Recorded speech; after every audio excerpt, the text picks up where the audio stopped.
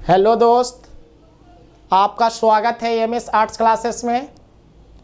मैं लालजीत कुमार आप लोगों का स्वागत करता हूं। आज 10वीं वर्ग संस्कृत के नीति श्लोक का पाठ शुरू करने नीति श्लोक का पाठ के भाग 3 शुरू करने जा रहे हैं। यदि भाग पहला और दूसरा नहीं देखें तो अवश्य देख लें ताकि इस भाग को आप आसानी से समझ सकें। तो इस चैप्टर में नीति के बारे में, नियम के बारे में बताया गया था, जिसकी चर्चा बहुत ही विस्तृत रूप से 2 वीडियो में हुआ और इस वीडियो में हम देखते हैं कि क्या चर्चा होती है। 7वां पाठ 7 नीति श्लोका, इसका अर्थ आपको पहले भी बताया गया था। नियम के श्लोक, तो यहाँ पे नियम के श्लोक, नियम के बारे में जानकारी प्राप्त करेंगे यहाँ पे इस श्लोक के माध्यम से। तो ध्यान देंगे, लिखा हुआ है सुलभा पुरुषा राजन सततम प्रियवादिनः अप्रियस्य तु पथस्य वक्ता श्रोता च दुर्लभा, ऐसा लिखा हुआ है। तो सबसे पहले इसका अर्थ हम देखेंगे। सुलभा का अर्थ होता है सुलभ है, ठीक। पुरुषा का अर्थ होता है पुरुष, पुरुषा का अर्थ होता है पुरुष। तो यहाँ पर देखिए सुलभ है पुरुष, तो ये सुलभ है पुरुष, ये पुरुष देखिए सुलभ है पुरुष। तो कौन है सुलभ है? तो पुरुष जब भी रहेगा तो आगे रहेगा। तो यहाँ पे क्या हो जाएगा? तो ये पीछे चला जाएगा, यहाँ पे पीछे चला जाएगा। तो मतलब पुरुष सुलभ है, पुरुष सुलभ है, ठीक। आगे देखते हैं राजन मतलब होता है राजन, राजा। तो राजन क्या है? राजन यहाँ पे एक शब्द है जो कि एक दूसरे को संबोधित किया गया था और यह संबोधित विदुर ने किया एक राजा को। वो राजा धृतराष्ट्र थे, उस धृतराष्ट्र को संबोधित किया राजन करके, क्योंकि महाभारत के युद्ध के समय धृतराष्ट्र अपनी आत्मा की शांति के लिए उन्होंने नीति विषयक बारे में कुछ प्रश्न पूछा, जिनका जवाब विदुर ने दिया। तो वह राजन करके संबोधित करते हुए यानी दिए थे विदुर। तो राजन जो शब्द है वह संबोधित करते, तो संबोधित जब भी करते हैं तो हे करके, तो हे राजन ये आपका आगे चला आएगा। तो हे राजन पुरुष सुलभ है, यहाँ तक हो गया। सततम हमेशा, प्रियवादिनः प्रिय बोलने वाला, प्रिय बोलने वाला। तो प्रिय बोलने वाला, प्रिय बोलने वाला। तो देखिए हे राजन सुलभ, हे राजन पुरुष सुलभ है, हमेशा प्रिय बोलने वाला। तो यहाँ पर देखो है सहायक क्रिया है और सहायक क्रिया के आगे जो भी शब्द रहता है वो पीछे लगता है। तो यहाँ पे प्रिय यानी पुरुष सुलभ है, वो पीछे चला जाएगा। तो पुरुष सुलभ है, ये पीछे चला जाएगा। तो क्या आपका अर्थ हो गया कि हे राजन हमेशा प्रिय बोलने वाला पुरुष सुलभ है। ये आपका पहला यानी पहला ये का अर्थ हुआ। और अगला देखते हैं, आगे देखते हैं। अप्रियस्य का अर्थ होता है अप्रिय। आयस्य है तो का लगेगा और तू मतलब तो होता है, और पथस्य मतलब विषय का। तो अप्रिय तो विषय का अच्छा नहीं लग रहा है तो का अर्थ नहीं लगेगा। तो अप्रिय विषय का। वक्ता श्रोता अच्छा है तो और जिस शब्द के बाद रहता है उसके आगे, तो श्रोता के बाद है तो इसके आगे आ जाएगा। तो और श्रोता और दुर्लभ है। तो क्या हो गया आपका कि हे राजन हमेशा प्रिय बोलने वाला पुरुष सुलभ है, अप्रिय विषय का वक्ता और श्रोता दुर्लभ है। इसका अर्थ हो गया हे राजन हमेशा प्रिय बोलने वाला पुरुष सुलभ है, अप्रिय विषय का वक्ता और श्रोता दुर्लभ है। जब धृतराष्ट्र ने पूछा तब विदुर जवाब देते हुए कहा कि राजा, हमेशा हम देखते हैं तो जो प्रिय बोलने वाला होता है वह पुरुष सुलभ हो जाता है, अप्रिय विषय का वक्ता और श्रोता दुर्लभ है। ये आपका अर्थ हुआ। तो ये बात विदुर ने कहा, लेकिन इसी को चर्चा करेंगे। जब महाभारत युद्ध होने वाला था तो इस महाभारत युद्ध के समय विदुर ने धृतराष्ट्र को कहा कि हे राजन, हे महाराज, हम देखते हैं हमेशा तो प्रिय बोलने वाला जो पुरुष है सुलभ है। सुलभ का अर्थ होता है आसानी से मिल जाता है। तो हमेशा देखते हैं तो जो प्रिय बोलने वाला पुरुष होता है, मीठी मीठी बात करने वाला जो पुरुष होता है, वह पुरुष हमें इधर उधर खोजने की ज़रूरत नहीं पड़ता है, बल्कि वह आसानी से मिल जाता है, हमारे इर्द गिर्द आसानी से आ जाता है और मीठी मीठी बात करके हमें क्या है उस्का देता है और बाद में छोड़ देता है, जो हमारे लिए हानिकारक होता है। तो प्रिय बोलने वाले लोगों से बचकर रहें। अप्रिय विषय के जो वक्ता होता है और श्रोता होता है ये दुर्लभ है। दुर्लभ मतलब बहुत कम है, बहुत कम मिलता है। मतलब अप्रिय विषय का कहने का मतलब यहाँ है कड़वा तीखी बात बोलने वाले, सच बोलने वाले जो होते हैं वो कम मिलते हैं और सुनने वाले भी बहुत कम होते हैं। जो उसके हित और कल्याण के लिए होता है फिर भी वह सुनने के लिए तैयार नहीं होता है और बोलने के लिए तैयार नहीं होता। इसलिए सोच समझकर सच्ची और अप्रिय विषय जो हमारे कल्याण कारक के लिए उसे आप ग्रहण करें, मीठी मीठी बात वाले को छोड़ दें। ये ऐसा इन्होंने कहा। लेकिन हम अपने जीवन में देखते हैं तो विदुर ने कहा कि आज के संसार में हम जब देखते हैं तो इस संसार में मीठी मीठी बात करने वाले, प्रिय बोलने वाले और हमारे पास और हमें आकर्षित करने के लिए अनेक तरह की बनावटी बात बोला करता है, जिससे हम आकर्षित होकर उसके फेरा में फंस जाते हैं। बाद में हमें वह नुकसान पहुंचा देता है, नुकसानदेह होता है। इसलिए प्रिय बोलने वाले पर ज़्यादा विश्वास ना करें। अप्रिय विषय जो बोलता है वो सच बोलता है, सही बोलता है और कड़वा लगता है। इस कड़वा लगता है जो हमारे हित और हमारे कल्याण के लिए होता है। ऐसे बोलने वाले बहुत कम मिलते हैं और सुनने वाले भी बहुत कम मिलते हैं। इसलिए सच और सही को अपनाएं और जो तीखे कड़वे वचन वाले सच बोलते हैं उसे आप अपने साथ रखें, जिससे आपका जीवन अंधकार से प्रकाश की ओर आएगा। जैसे आपका एक एग्जाम्पल लेते हैं कि प्रिय बोलने वाला और अप्रिय बोलने वाला के बारे में।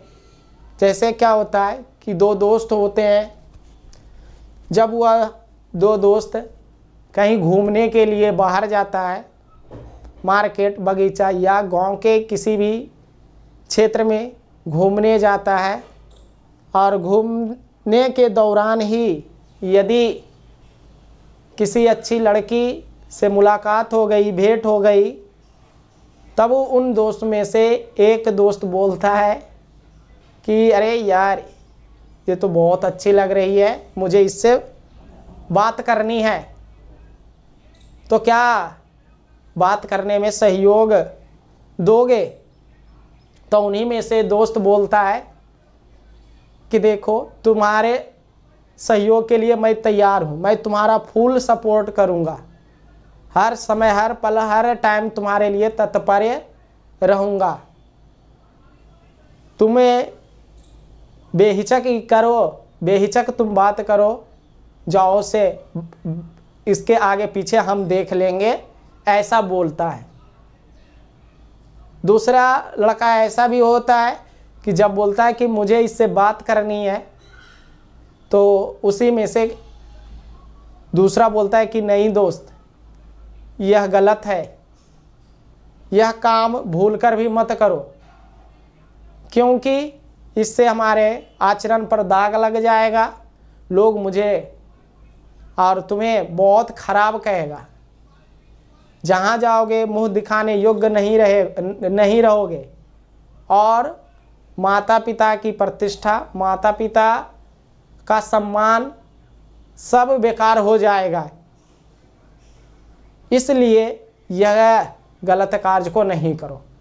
तो ऐसा होता है। तो यहाँ सोचने वाली बात यह है कि जब बोला कि मैं तुम्हारा फुल्ली सपोर्ट करूँगा, तो जो लड़का उस कार्य को करने के लिए उत्साहित था, उसे लगा कि हमारे लिए तो वो अच्छा बोला, तो उसके लिए वो लड़का हो गया प्रिय बोलने वाला। और ऐसा लड़का सबको मिल जाता है, जो बाद में क्या है, वो पकड़ा जाता है तो क्या है, उसे मार खाना पड़ता है, गाली गलौज, और अपनी माता पिता के सम्मान को खोना पड़ जाता है।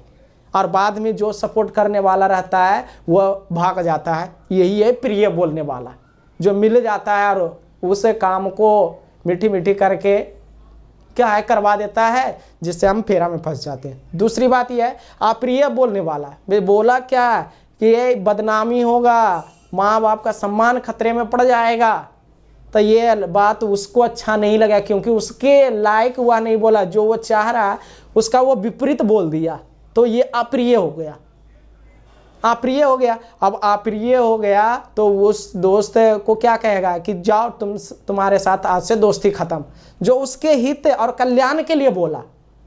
तो ऐसा बोलने वाला भी बहुत कम मिलता है, और सुनने वाला तो मिलता ही नहीं है। इस तरह से प्रिय बोलने वाला आसानी से सब जगह मिल जाता है, और अप्रिय विषय जो हित के और उसके कल्याण के लिए होता है, ऐसा नहीं मिलता है। यही बात बोले हैं, यानी विदुर कहें कि आज आपको चढ़ा बढ़ा कर युद्ध में इधर उधर कर देंगे, लेकिन कैसे युद्ध को सही ढंग से संचालित होगा, ऐसा मिलने वाला कम है। वही बात, यही चीज़ की आप खोज करें। इसलिए हमारे जीवन में घटता है कि प्रिय बोलने वाले से थोड़ा सतर्क रहें।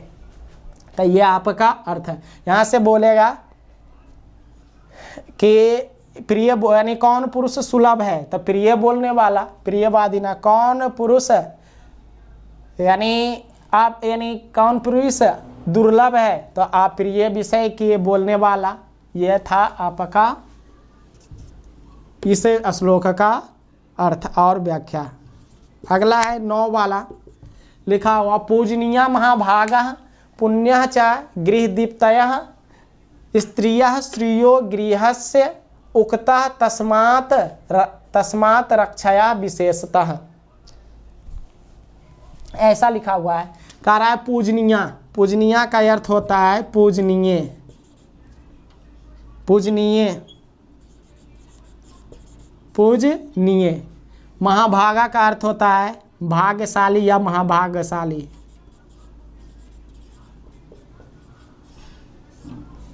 कह रहा है पुण्य मतलब होता है पवित्र, पवित्र। और यहाँ चा है तो चा मतलब और जिस शब्द के बाद रहता है उसके पहले, इसका मतलब ये इसके पहले ही लगेगा, तो और पवित्र।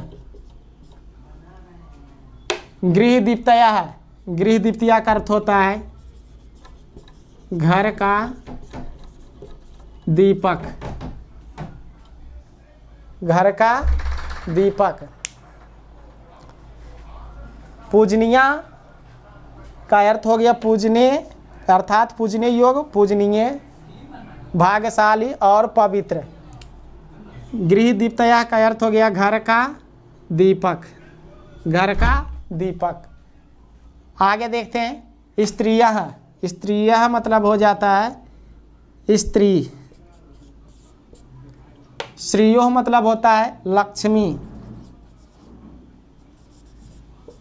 लक्ष्मी, यहाँ से ये टूटेगा, गृहस्य उक्ता तस्मात् रक्षाया। तो गृहस्य का अर्थ होता है घर का, घर का। तो यहाँ पे देखिए स्त्री लक्ष्मी घर का, तो ये लक्ष्मी इधर चला आएगा और लक्ष्मी स्त्रीलिंग है तो का के जगह की हो जाएगा, तो घर की लक्ष्मी, स्त्री घर की लक्ष्मी। और यहाँ पे टूटेगा उक्ता, उक्ता मतलब कही गई है। तस्मात्, तस्मात् मतलब उसे या उससे। रक्षाया, रक्षा करना चाहिए, रक्षा करना चाहिए। विशेषता, विशेष रूप से, विशेष रूप से। अब यहाँ ध्यान देंगे, पूजनीय, पूजने योग्य, महाभागा भागशाली, पुण्य चा, पुण्य मतलब पवित्र, और चा का अर्थ होता है और जो, यानी जिस शब्द के बाद चाय आता है उसके आगे लगता है तो ये आगे आ जाएगा, तो यानी और पवित्र। गृह द्वितीय घर का दीपक, तो यहाँ से ध्यान देंगे कि पूजनीय, भाग्यशाली और पवित्र एक जगह हो गया, और जब भी रहता है तो और अंतिम दिखाता है, सेंटेंस का अंतिम शब्द अंतिम जगह दिखाता है। घर का दीपक, तो ये अंतिम तक रहने देते हैं। घर का दीपक क्या, स्त्री, तो यहाँ से क्या हो जाएगा कि घर का दीपक, तो स्त्री, तो स्त्री आगे आएगा। या घर की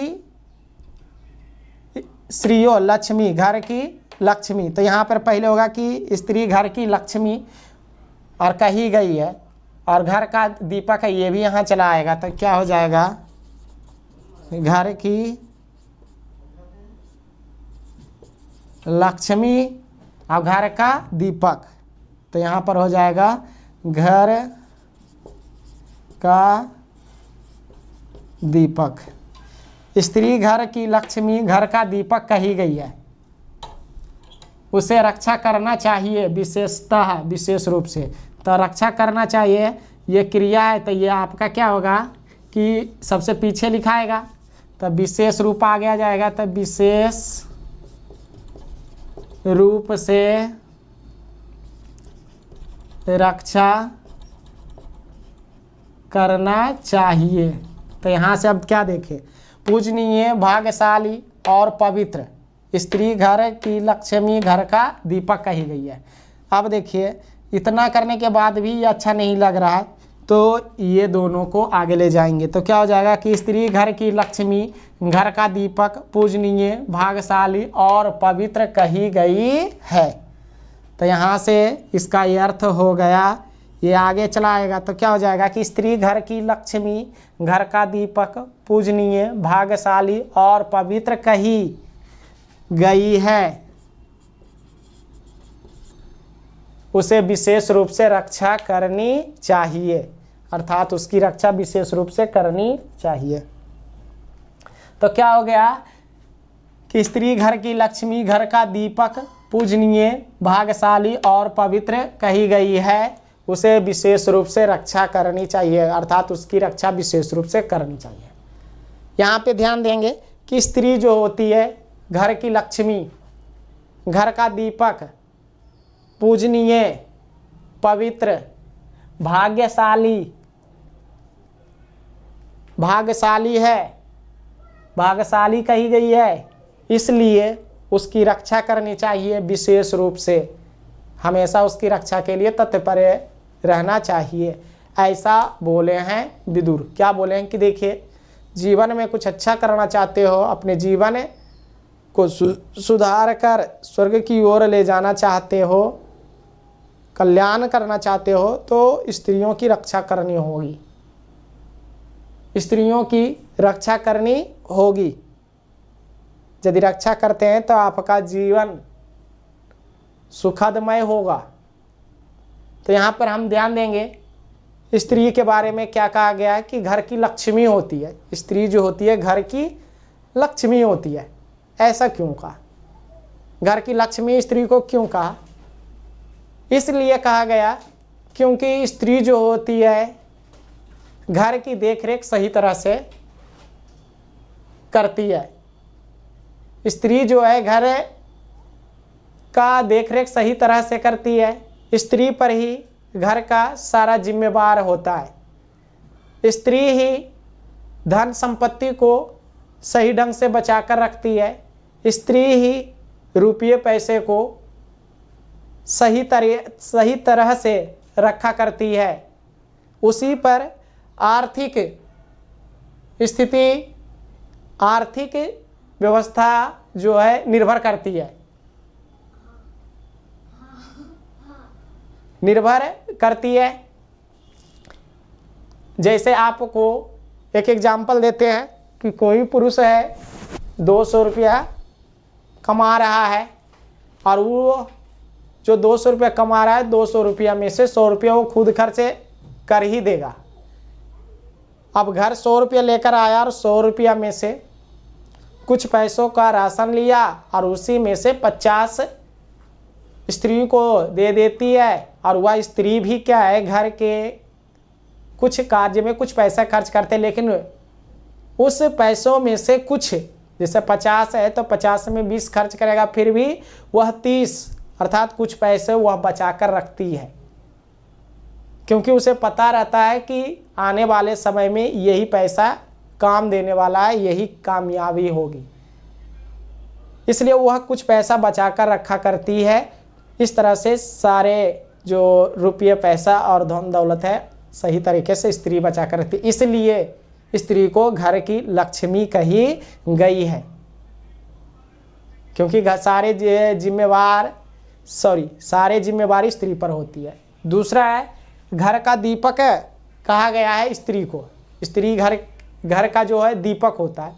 तो घर तो जान रहे हैं दीपक का मतलब प्रकाश, घर का प्रकाश के रूप में कहा गया है, क्योंकि स्त्री जो होती है वह लोगों को सही मार्ग देती है और अपने संतान, अपने बच्चे को सबसे पहले ज्ञान से परिचय स्त्री ही माँ ही करवाती है कि बाबू ये पापा हैं, ये दादाजी हैं, दादी जी हैं। ये सारी शिक्षा सबसे पहले माँ देती है और माँ ही स्कूल, ट्यूशन या शिक्षा का जो केंद्र होता है सबसे पहले ले जाया और आया करती है। और बहुत सारे ज्ञान सबसे पहले माँ ही देती है, जिससे बच्चों में ज्ञान आ जाता है, बच्चों में अच्छाई आ जाती है। तो ऐसा उसमें ज्ञान देने वाले, जिससे बच्चे को जिंदगी संवर जाता है, तो ऐसा रोशनी, ऐसा प्रकाश देने वाली माँ होती है। इसलिए बोला गया है स्त्री को घर का दीपक। अगला है कि स्त्री पूजनीय योग्य है। बिल्कुल, यानी पूजनीय है। पूजनीय का अर्थ होता है पूजनीय योग्य। स्त्री पूजनीय योग्य है, स्त्री की पूजा करनी चाहिए। क्यों? क्योंकि स्त्री ही अपने संतान की उत्पत्ति करती है। वह 9 महीना अपना गर्भ में रखती है, इतना कष्ट, दुख, दर्द झेलती है 9 महीना, और उसके बाद भी, जन्म देने के बाद भी क्या है कि पालन पोषण और बहुत सारे गंदगी साफ किया करती है। वह तब तक करती रहती है जब तक कि वो जो संतान है वह अपने पैर पर खड़ा ना हो जाए, तब तक करते रहती। इसलिए इसकी पूजा करनी चाहिए, क्योंकि उसी पर ही सारे चीज डिपेंड हैं। अगला है भाग्यशाली है। स्त्री भाग्यशाली होती है। इसका क्या कहने का मतलब है? इसका कहने का मतलब ये है कि जब स्त्री आती है, घर की स्त्री रहती है, तो पुरुषों को एक जिम्मेवारी आ जाता है कि हमें ये करना है, वो करना है, कुछ ना तो कुछ करना ही है। जिससे क्या होता है कि जो पुरुष होता है वो पुरुष आसानी से कोई ना कोई काम या कुछ बड़ा कर दिखाता है। इसलिए बोला गया है कि स्त्री भाग्यशाली होती है, क्योंकि स्त्री के आने के बाद ही ऐसा होता है। अगला है पवित्र है। स्त्री जो होती है पवित्र है। ये पवित्र कहने का मतलब है कि वो बिल्कुल साफ सुथरे विचार के होती है। जब स्त्री बन जाती है, अर्थात स्त्री जो होती है, क्या है कि जब वह घर परिवार में रहते तो वह निस्वार्थ भाव से और निश्चल भाव से सबों की हेल्प, सबों के बारे में और हर एक परिवार के बारे में सही तरह से सोचा करती है। इसलिए बोला गया कि वह पवित्र होती है। जब इतने सारे चीज़ स्त्रियों में होती है, यदि स्त्री नहीं होती तो आज बहुत सारे उन्नति नहीं होती, कुछ भी नहीं होता। इसलिए स्त्री की विशेष रूप से रक्षा करनी चाहिए, उसकी देखभाल, उसकी कमी की पूर्ति और इसकी सुरक्षा हमेशा, इसकी दुख दर्द कष्ट को समझकर इसे हमेशा रक्षा करते रहना चाहिए। ऐसा पुरुषों की जिम्मेवारी होनी चाहिए। ये आपका था। तो यहाँ से आएगा कि पूजनीय कौन है, तो स्त्री। भाग्यशाली कौन है, स्त्री है। घर की लक्ष्मी, घर का दीपक किसे कहा गया, स्त्री को। स्त्री किसकी रक्षा विशेष रूप से करनी चाहिए, स्त्री की। तो आपका सवाल आएगा, फिक्स है कि बोर्ड में आएगा कि नीति श्लोका पाठ में स्त्रियों के बारे में क्या चर्चा की गई। तो नीति श्लोका पाठ के आधार पर स्त्रियों की चर्चा की गई है कि स्त्री घर की लक्ष्मी होती है, घर का दीपक होता है, वह पूजनीय, भाग्यशाली और पवित्र होती है, इसलिए उसकी रक्षा विशेष रूप से करनी चाहिए। ये आपका सवाल आएगा।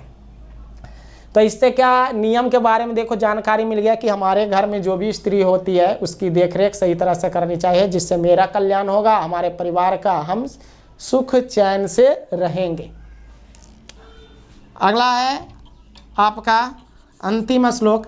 आकृति विनयो हंति हंति अनर्थम प्राक्रमः हंति नित्यम क्षमा क्रोधम आचारो हंति आलक्षणम। यहाँ से आकृति, आकृतिम का अर्थ होता है आईएपीएस, आकृति रहने देते हैं। विनयो, विनयो मतलब विनय, विनय। हंति मतलब मारता है या नष्ट करता है या दूर करता है। तो आकृति को विनय दूर करता है, तो विनय आगे चला आ जाएगा। तब विनय आकृति को दूर करता है। और है हंति, यहाँ से दो शब्द है, हंति जोड़ अनर्थम। हंति मतलब नाश करता है या दूर करता है, अनर्थम, अनर्थ को प्राक्रमः, प्राकर्म। तो प्राकर्म आगे आ जाएगा। प्राकर्म अनर्थ को दूर करता है या नाश करता है, दूर करता है या नाश करता है। अगला हंति नित्यम क्षमा। हंति मतलब दूर करता है या नाश करता है, नित्यम नित्य अर्थात प्रत्येक, क्षमा क्षमा। क्रोधम, क्रोधम यहाँ से टूटेगा, क्रोधम मतलब क्रोध को, तो यानी नाश करता है नित्य, क्षमा क्रोध को, तो क्षमा आगे आ जाएगा। तो आपका हो जाएगा क्षमा क्रोधम, और नित्य है तो नित्य, ये नित्य हो जाएगा, नित्य क्रोध को नाश करती है या दूर करती है। तो क्षमा नित्य क्रोध को नाश करती है। और यहाँ आचारो, आचारो का यहाँ से टूटेगा आचारो, आचारो मतलब आचरण, आचरण, आचरण। हंति आलक्षणम, हंति मतलब नाश करता है, दूर करता है, तो ये पीछे चला जाएगा। आलक्षणम, आलक्षण को। और यह हंति मतलब दूर करता है या नाश करता है, दूर करता है या नाश करता है।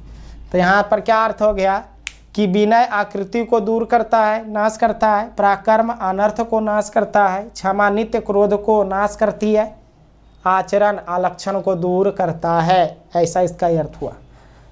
तो यहाँ पे हम देखेंगे कि विनय आकृति को दूर करता है।